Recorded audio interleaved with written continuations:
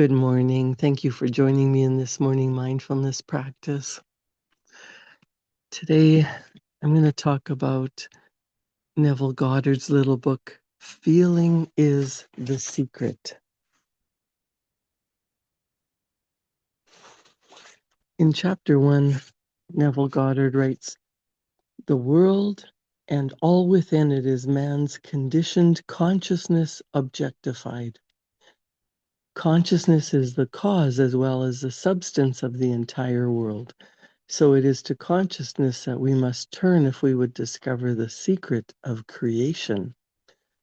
Knowledge is the law of consciousness, and the method of operating this law will enable you to accomplish all that you desire in life. Armed with a working knowledge of this law, you can build and maintain an ideal world. Consciousness is the one and only reality, not figuratively, but actually. This reality, for the sake of clarity, may be likened unto a stream which is divided into two parts, the conscious and the subconscious. In order to intelligently operate the law of consciousness, it is necessary to understand the relationship between the conscious and the subconscious. The conscious is personal, it is selective. The subconscious is impersonal and non-selective. The conscious is the realm of effect. The subconscious is the realm of cause. So if you're using your conscious mind to think about a beautiful idea, something that you would love to do, be, or have, that is the effect. The subconscious is the cause. So your subconscious is 98% of what's going on behind the scenes. Your conscious mind being only 2 or 5% cannot cannot overtake the subconscious. The reason we study daily and repeat the same information is in order to change the recorded message, the programming that's in the subconscious. The subconscious is running the show. It's automatic. Your habitual thoughts, feelings, and actions are programmed by other people. And in order for you to change your behavior, in order to change the results that you get in life, it's important that the subconscious accepts this as real, as true, as just running a new program. And the good thing is the subconscious doesn't have the ability to reject.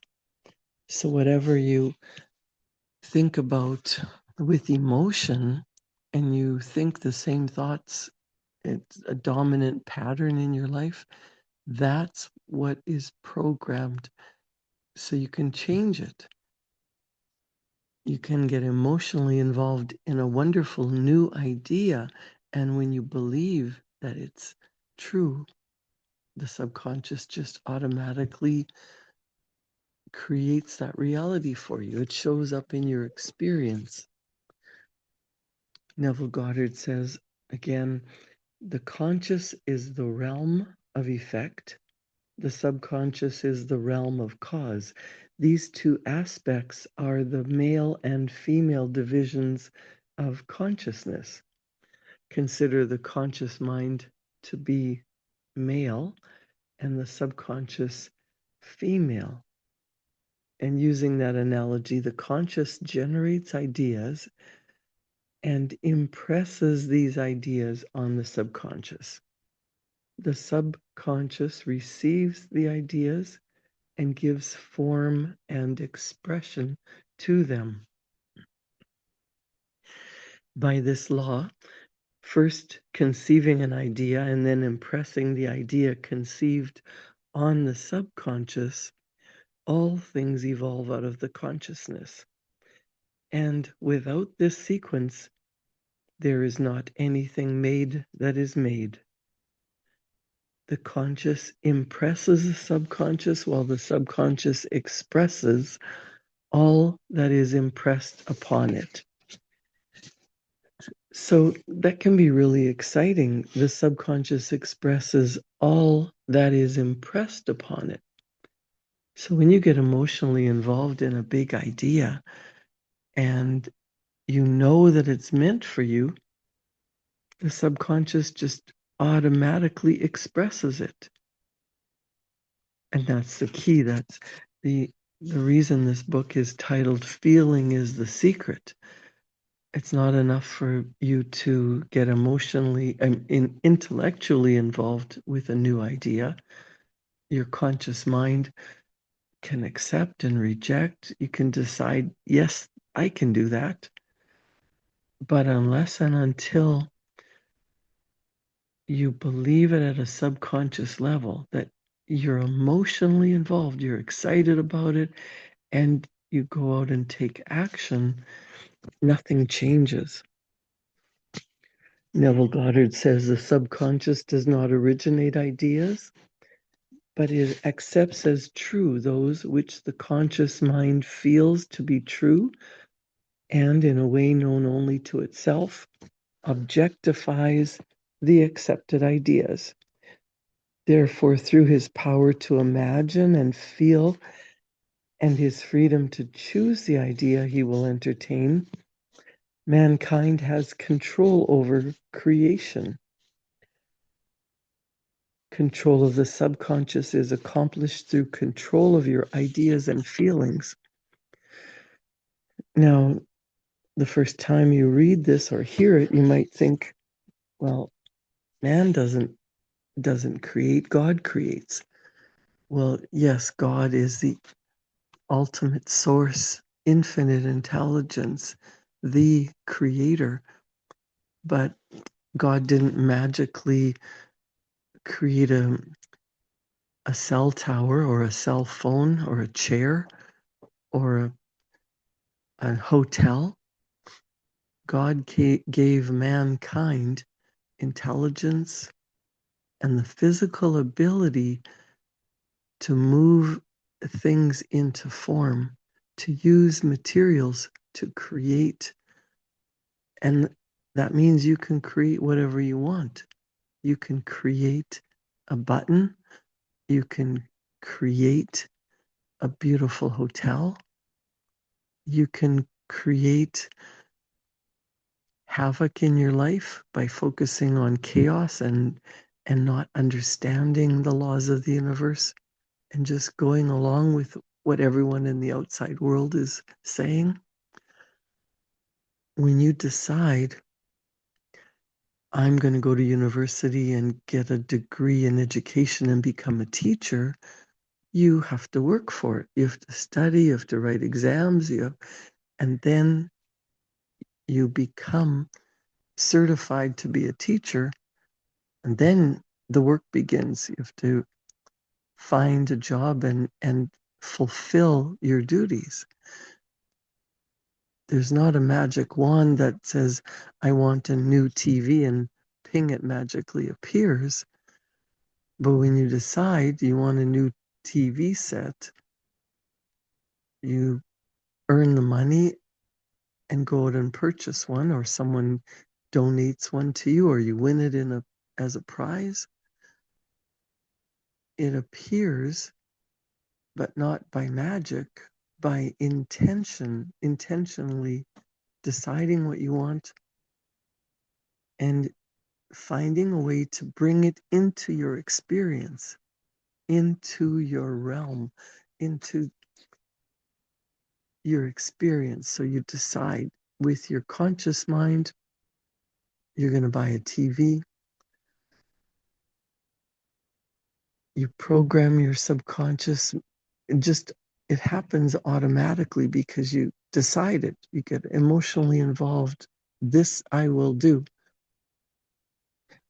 that's not the greatest example if you think, oh, well, I could just go out and buy a new TV. But if you want something that you've never done before, something that is really big, you want your own television program, that might be something you're excited about and you have no idea how it could happen. You have to get emotionally involved in what that would feel like to be the host of your own television show. Who would you interview? What message are you giving to your audience? How big could this be? Someone like Oprah, who was a poor little girl in poverty, grew up to be one of the most famous television hosts in history. That didn't happen by accident. She worked for it and she had to go through a lot of challenges that allowed her to grow and change and become a famous TV personality. And when you think about TV, she's not inside the TV. She was in a recording studio and the message was broadcast. The message was broadcast throughout the world through invisible waves of energy. And your thoughts are like those invisible waves of energy. We think we're thinking in secret, but your thought energy is very powerful. What you're thinking about consistently on what you get emotionally involved in, what you believe is possible, that's what becomes your life. That's your life experiences. So again, Neville says the subconscious does not originate ideas, but accepts as true those which the conscious mind feels to be true, and in a way known only to itself, objectifies the accepted ideas. Therefore, through his power to imagine and feel, and his freedom to choose the idea he will entertain, man has control over creation. Control of the subconscious is accomplished through control of your ideas and feelings. What would it feel like to be that version of you that has already accomplished whatever it is you want? The mechanism of creation is hidden in the very depth of the subconscious, the female aspect or the womb of creation. The subconscious transcends reason and it is independent of induction. It contemplates a feeling as a fact existing within itself, and on this assumption proceeds to give expression to it. The creative process begins with an idea, and its cycle runs its course as a feeling and ends in a volition to act. Ideas are impressed on the subconscious through the medium of feeling. No idea can be impressed on the subconscious until it is felt. But once felt, be it good, bad, or indifferent, it must be expressed. Feeling is the one and only medium through which ideas are conveyed to the subconscious. So your subconscious mind speaks the language of emotion. Your conscious mind understands words, but the subconscious understands feeling. Feeling is the one and only medium through which ideas are conveyed to the subconscious. Therefore, the man who does not control his feeling may easily impress the subconscious with undesirable states. By control of feeling is not meant restraint or suppression of your feeling, but rather the disciplining of self to imagine and entertain only such feeling as contributes to your happiness. control of your feeling is all important to a full and happy life. Never entertain an undesirable feeling nor think sympathetically about wrong in any shape or form. Do not dwell on the imperfection of yourself or others. To do so is to impress the subconscious with these limitations. What you do not want done unto you, do not feel that it is done unto you or another. This is the whole law of a full and happy life. Everything else is commentary. Every feeling makes a subconscious impression, and unless it is counteracted by a more powerful feeling of an opposite nature, must be expressed. The dominant of two feelings is the one expressed. I am healthy is a stronger feeling than I will be healthy. To feel I will be is to confess I am not. I am is stronger than I am not. That's why it's important when you're writing out a goal, when you're imagining a beautiful outcome that you want, you're not saying, I want more money. You say, I am becoming more prosperous. I am so happy and grateful now that I am financially, I am abundant. I am prosperous. I am healthy. What you feel you are always dominates what you feel you would like to be. Therefore, to be realized, the wish must be felt as a state that is rather than a state that is not. So you can't wait to be happy in order for your life to be more happy, to find happiness. Or say, you don't say, I will be happy when I'm out of debt. Focusing on debt, focusing on I will be, your subconscious mind thinks this is the state, this is the feeling, and it just replays more of that and gets more and more entrenched in that pattern. Neville Goddard says, sensation precedes manifestation and is the foundation upon which all manifestation rests. Be careful of your moods and feelings, for there is an unbroken connection between your feelings and your visible world. Your body is an emotional filter, and it bears the unmistakable marks of your prevalent emotions. Emotional disturbances, especially suppressed emotions, are the causes of all disease.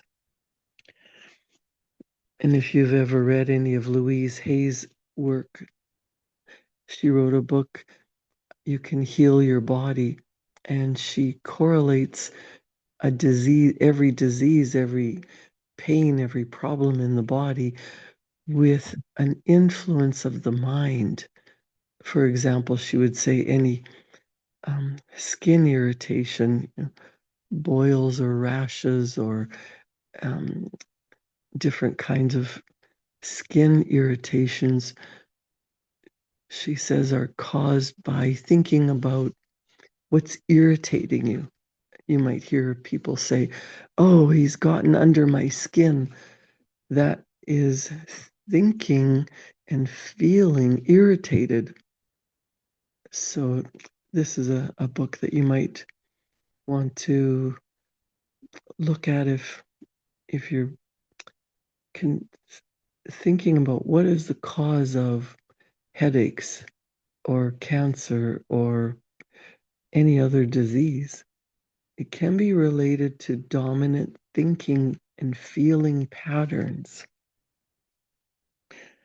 Neville Goddard says emotional disturbances, especially emotional disease, suppressed emotions, are the causes of all disease. To feel intensely about a wrong without voicing or expressing that feeling is the beginning of disease, dis-ease in both body and environment. Do not entertain the feeling of regret or failure, for frustration or detachment from your objective results in disease. Think feelingly only of the state you desire to realize. Feeling the reality of the state sought and living and acting on that conviction is the way of all seeming miracles. All changes of expression are brought about through a change of feeling. A change of feeling is a change of destiny. All creation occurs in the domain of the subconscious. What you must acquire then is a reflective control of the operation of the subconscious, that is, control of your ideas and feelings. Chance or accident is not responsible for the things that happen to you, nor is predestined fate the author of your fortune or misfortune. Your subconscious impressions determine the conditions of your world. The subconscious is not selective, it is impersonal and no respecter of persons. That actually comes from Romans 2:11 in the Bible. Neville Goddard says the subconscious is not concerned with the truth or falsity of your feeling. It always accepts as true that which you feel to be true. Feeling is the assent of the subconscious to the truth of that which is declared to be true. Because of this quality of the subconscious, there is nothing impossible to man. Whatever the mind of man can conceive and feel as true, the subconscious can and must objectify. Your feelings create the pattern from which your world is fashioned, and a change of feeling is a change of pattern. The subconscious never fails to express that which has been impressed upon it. The moment it receives an impression, it begins to work out the ways of its expression. It accepts the feeling impressed upon it, your feeling, as a fact existing within itself, and immediately sets about to produce in the outer or objective world the exact likeness of the feeling. The subconscious never alters the accepted beliefs of man. It outpictures them to the last detail, whether or not they are beneficial. So we have to give up the limiting beliefs, the feeling that we're not worthy or not enough, or how is it going to happen? Because the same thinking and talking patterns lead to the same outcomes. To impress the subconscious with the desirable state, you must assume the feeling that would be yours had you already realized your wish. In defining your objective, you must be concerned only with the objective itself. The manner of expression or the difficulties involved are not to be considered by you. To think feelingly on any state impresses it on the subconscious. Therefore, if you dwell on difficulties, if you dwell on barriers or delay, the subconscious, by its very non-selective nature, accepts the feeling of difficulties and obstacles as your request and proceeds to produce them in your outer world. The subconscious is the womb of creation. It receives the idea unto itself through the feelings of man.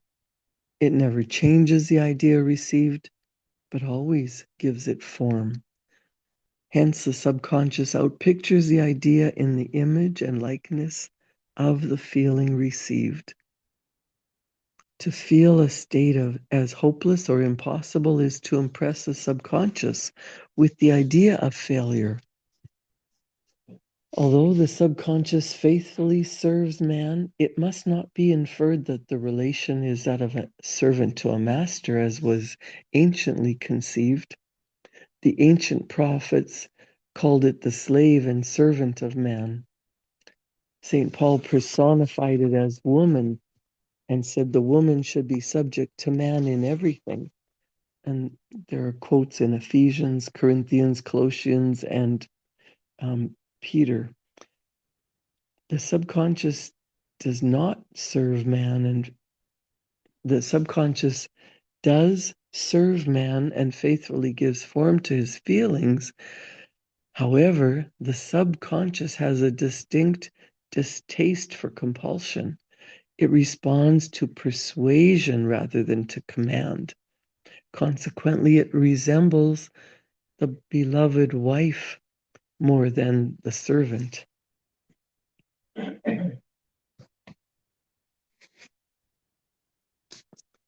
When they talk about the two shall be one flesh, that's simply the mystery of consciousness. Consciousness is really one and undivided, but for creation's sake, it appears to be divided into two. The conscious or objective or male aspect truly is the head, and it dominates the subconscious, the subjective or the female aspect. However, this leadership is not that of a tyrant, but of the lover. So by assuming the feeling that would be yours were you already in possession of your objective, the subconscious is moved to build the exact likeness of your assumption. Your desires are not subconsciously accepted until you assume the feeling of their reality. For only through feeling is an idea subconsciously accepted, and only through this subconscious acceptance is it ever expressed. It is easier to ascribe your feeling to events in the world than to admit that the conditions of the world reflect your feeling. However, it is eternally true that the outside mirrors the inside. As within, so without. As above, so below. So below, so above. As within, so without. As without, so within. Nothing comes from without. All things come from within, from the subconscious. It is impossible for you to see anything other than the contents of your own consciousness. Your world, in its every detail, is your consciousness objectified.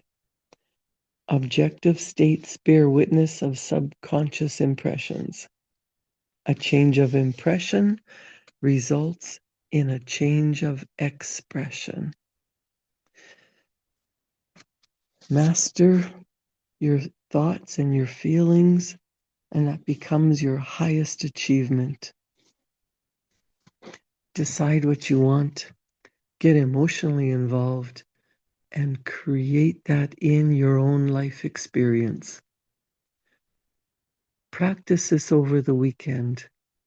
Write your goal, but get emotionally involved with it. And write down any ideas that come to you while you're in the feeling of the wish fulfilled. And make sure you take action that will lead you closer to your goal. Create a wonderful day. Have a fantastic weekend. And I'll see you back here Monday morning at 7. Thank you.